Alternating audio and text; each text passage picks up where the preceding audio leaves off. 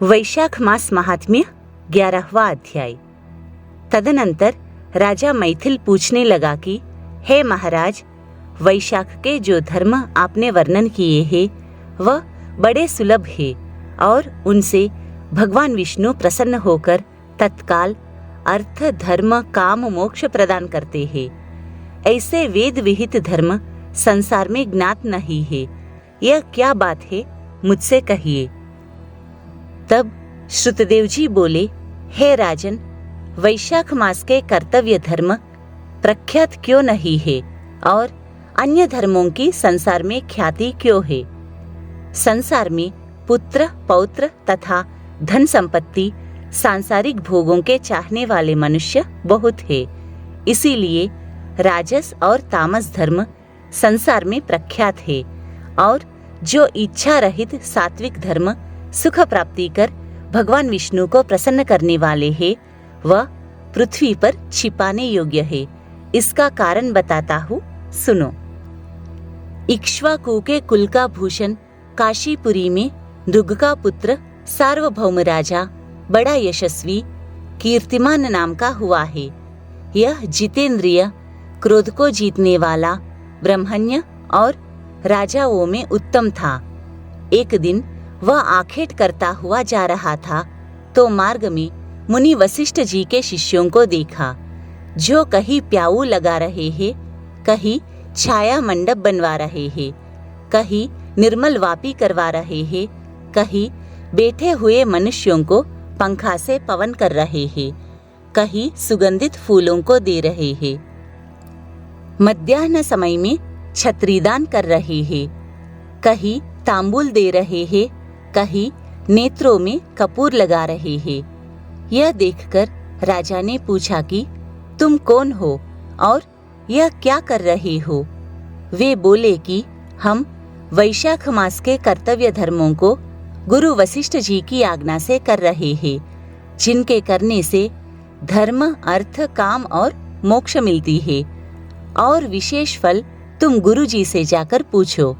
यह सब सुनकर राजा वहां से तत्काल चल दिया और वशिष्ठ जी के आश्रम में पहुंचा। राजा गुरु वशिष्ठ जी को प्रणाम कर और वहां बैठकर कहने लगा कि हे मुनीश्वर, मैंने मार्ग में आपके शिष्यों को शुभ कर्मों को करते देखकर उनसे पूछा कि यह सब क्या और क्यों, किस फल के निमित्त कर रहे हो? तब उन्होंने मुझे आपके पास भेजा है और कहा है कि हमें बताने का अवकाश नहीं, गुरु जी के पास जाओ। इसीलिए मैं आपके पास आया हूँ कि इन धर्मों को मैं आपसे सुनूं।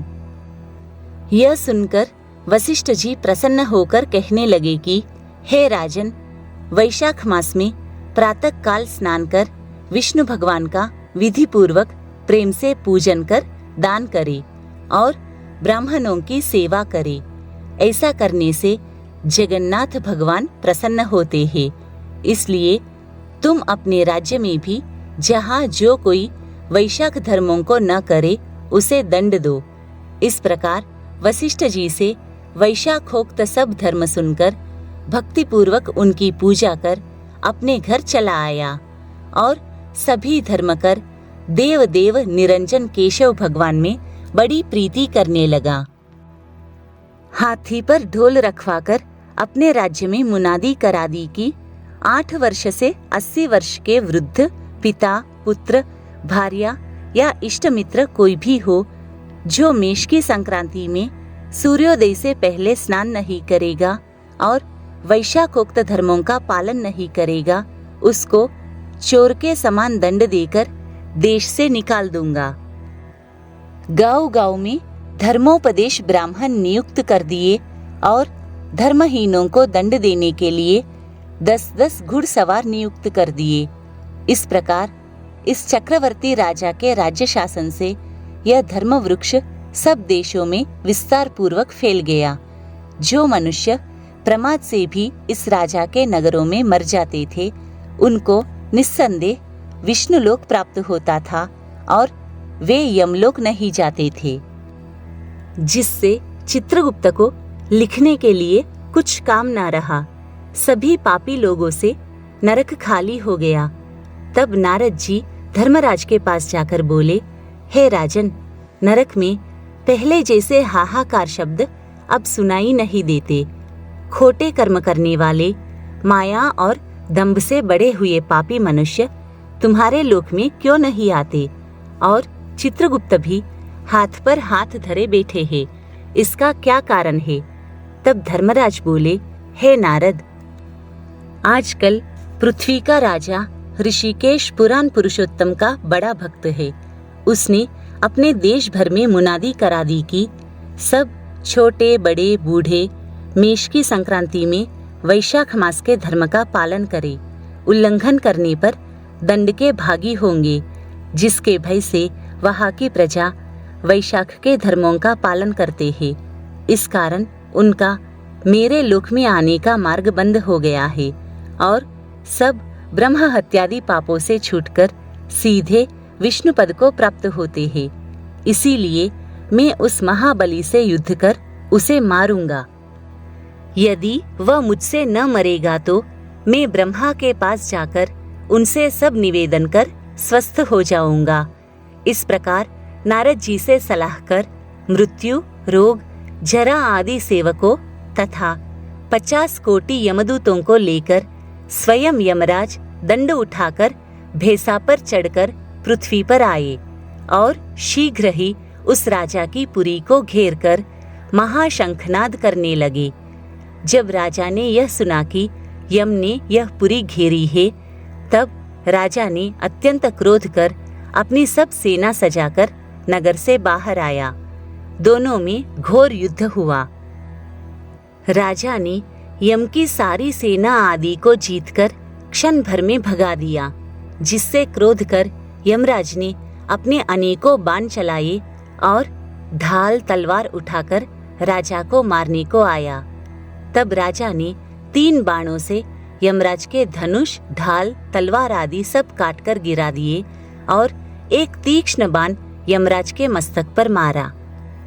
तब यम ने क्रोध कर अपना दंड उठाया और उसको ब्रह्मास्त्र से अभिमंत्रित कर राजा के ऊपर छोड़ दिया।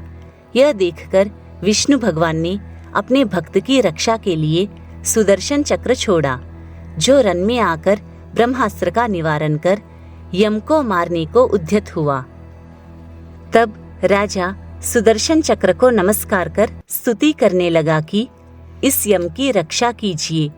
तब सुदर्शन चक्र राजा की स्तुति करने पर वैकुंठ को चला गया और यम बहुत उदास होकर ब्रह्मा जी के पास गया, जहाँ लोकपाल और दिक्पाल बैठकर उपासना कर रहे थे।